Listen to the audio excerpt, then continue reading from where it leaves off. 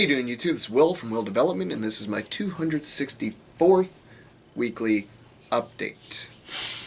This week has gone... Honestly, this has been one of the best training weeks I've had in a very long time, even though there's a newer lifter at the gym, and they've sort of attached themselves to me, trying to sort of get free training from me or programming ideas, and it's been a little distracting because I don't want to be rude to anybody. I'm not going to be training people when there's an actual trainer at the gym who, is looking to sell their services, and I'm not going to give away information like that totally free and, break up my life. But this week has been a little hectic, mostly because of that. But in terms of my main lifts and things like that, things went great this week. I told everybody that bench would come back real fast, because it always does every time I jump on it.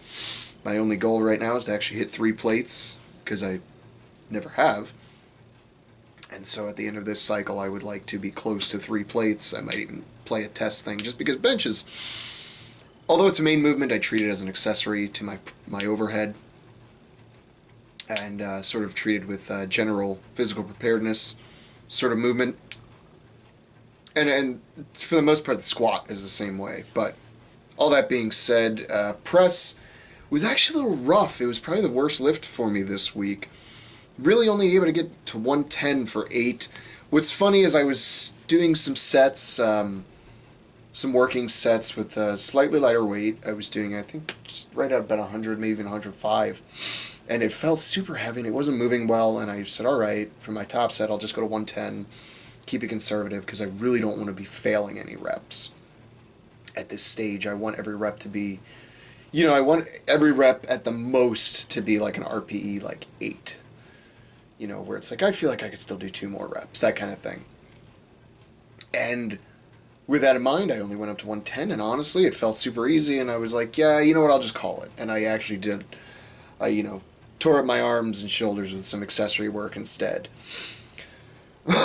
Maybe I should have gone heavier, but, I would rather call it there, be a little conservative on it, rather than fail a rep at this stage in the programming, or just in the training in general.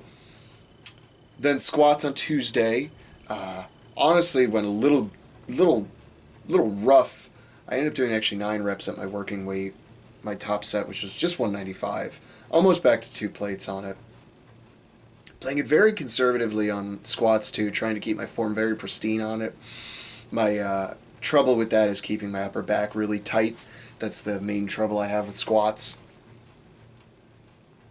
right now, so I'm being very slow going with the reps, making sure all the back tightness is staying there, while still managing to hit good depth and keep proper form everywhere. So it's there's a lot to think about, but I feel like in the long run it's going to treat me a lot better if I sort of suffer through this for now. But the first rep I went for was really weird and goofy, and so when I did it, I was like, damn. So I basically threw that rep away and just did 8 more. So I did 8 plus 1 this week on squats with just the 195. And that's honestly the worst. The lifting got better as the week went on. Because then Thursday I came in and did bench, and, like I said, it comes back real fast. Did 8 reps at 225, felt like I had 3 or 4 more in the tank. I mean, it was nothing. Even with the bar, which I'm still getting a little bit used to, being a little more spinny, it was no problem. I felt like I still had 4 more reps in me, honestly. Now, little caveat with that is going to be that I was using a fat pad on Thursday, slightly wider bench, wider and thicker bench. So I'm definitely going to say that helped a little bit, because it supports your back a little bit more. And for me especially, I feel it sort of springing my lats a little bit more. So I'm grain of salting that, and we're going to see how it goes next week. I'm going to use, we have one skinny bench that has a very slippery pad. And so I'm going to use that bench because I'm trying to train things as hard as possible, while still staying within the realm of intelligent training. By that I mean I'm not going to lay out a stick on a bench and lay out the stick and try to balance on that and bench. No, that's dumb. No, I want a solid platform, but not necessarily a comfortable one. And that's where I'm at with it right now. On bench, like I said, that went well. And then on deadlift tonight, deadlift, I have in the past talked about slowly moving up and blah, blah, blah. And then lo and behold, every single time what happens is I had a plan for the weight I was going to hit. I go to hit the stupid weight and things aren't good. I'm weak. Something rounds, it looks bad, it's not acceptable, and I just move past it. Well, I finally, after the 15th time, have totally accepted that if it's not perfect, we either redo it next week or we redo it today. It's that simple. Listening to my body, understanding that the guy who's in the game for 15 years is the guy who's usually the strongest. I'm in my maybe second year of really, really, really serious training. No, I was serious back when I was 20-something. I was 20, like 21-ish. I was serious about training then. I just wasn't training as intelligently or really as hard. Even though I'm not moving as much weight now, the training is just as hard. Because proper form turns out is hard, so very challenging. And treating every weight the same is very challenging. And on deadlift especially, this is one where I'm being very conscious of everything, being very mindful of every movement I make, making sure that each movement is very deliberate and treating every single rep exactly the same as much as I possibly can. And something interesting happened tonight on deadlifts, which you should check out the 2 video. And interesting in a good way, normally what happens is my sets degrade as they go on. So rep 1 might look pristine, but then rep 8 is maybe a 9 or an 8, sometimes even a 6. In the past, I've let it get that bad. This was the opposite. It was more like rep 1 was probably a 9. It could have been a little more perfect, let's put it that way. Rep 2 was like an 8, 3 was an 8, 4 was a 9, 5 was a 9, 6 was a 9, rep 7 was a 9.7, and then rep 8 was actually like a perfect rep. So it actually got better as time went on. And it's a lot of cueing that I have to remind myself before every rep, but the good news is the weight still doesn't feel... It's challenging in a good way. It's not challenging in a way that's going to throw me out of rhythm or out of form. And that's where I need to be with everything. And on my press and my deadlift, I'm doing perfect there. Squats, they're a little goofy right now for a little bit. And part of it was I was having I call it a bad back week. Basically I was walking around at about 5.5, 6. A few days. I've done a lot of driving and a lot of sitting for work this week, so it's torn me up a little bit. But I had a really good back day on Thursday. My back felt really good on Thursday, and it felt relatively good today. I'm hoping it'll feel good tomorrow after a good deadlift session, and I've got accessories to work on tomorrow that I had to sort of skip out on because of time on Thursday and then as well as tonight.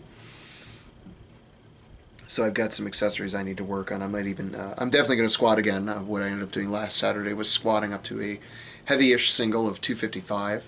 And that's completely raw, beltless, everything. So we'll see if I can get to 275 tomorrow doing the same thing. Maybe keep the form a little bit tighter. I did notice last Saturday when I was doing that, it was singles. I did literally a total of like 6 reps on squat. Literally, warm up and everything. And part of it is I'm just trying to get heavy weight on my back again, just to feel what that feels like. And this is just the way I like to do it. There's tons of alternative ways to do that. Chains, reverse bands, that kind of thing will probably give you honestly probably a better effect. But I don't own that many chains, or that many bands, I should say, and I'm not going to risk the gym's bands on that kind of stuff. If they snap, I feel bad. I use bands for a warm-up mostly. That's what I find they're very useful for. Not that accommodating resistance isn't good. I just feel like for me right now, it's not a useful tool in the box. At some point, it more than likely will be, but right now, I'm not finding accommodating resistance useful on my main movements. Let's just put it that way. I guess I could use them for accessory movements. I digress. That's the only reason I'm doing the squats. Notice myself getting loose in the bottom, basically my low back, mid to low back area. Upper back is still staying pretty tight through those movements, so now the goal is to squat to proper depth without rounding in the bottom. But at the same time, I'm doing ass to grass squats with heavy single weights. So, everything helps a little bit, I think. But whatever I'm doing for my deadlift is definitely working, because the weights feel manageable. Challenging, but manageable. And bench doesn't count because that's always been good for me. Only thing I got to work on more is my overhead. I need to figure out something, maybe some more standing overhead dumbbells, or maybe even push presses as an accessory movement, just to help overload that top portion. Reckon it's not that hard for me to get it out of the hole much anymore on a press, but certainly the lockouts sometimes exhaust me. If the lockout is easier, then it won't exhaust me as much. Ergo, move more weight. I still don't believe it has very much carryover to a strict press in terms of general terms. Yeah, that's a sentence that makes almost sense. Anyway, thank you for watching. Back to our regularly scheduled programming, literally. And I'm looking forward to the future, very much so enjoying how training is going so far. I hope you're enjoying the 2 videos. Be sure to check them out. Let me know if there's any questions you have, I guess. I don't know. Stone Masterclass is coming soon. We're finally getting to the parts of the Florida season where it's not raining every single fucking day.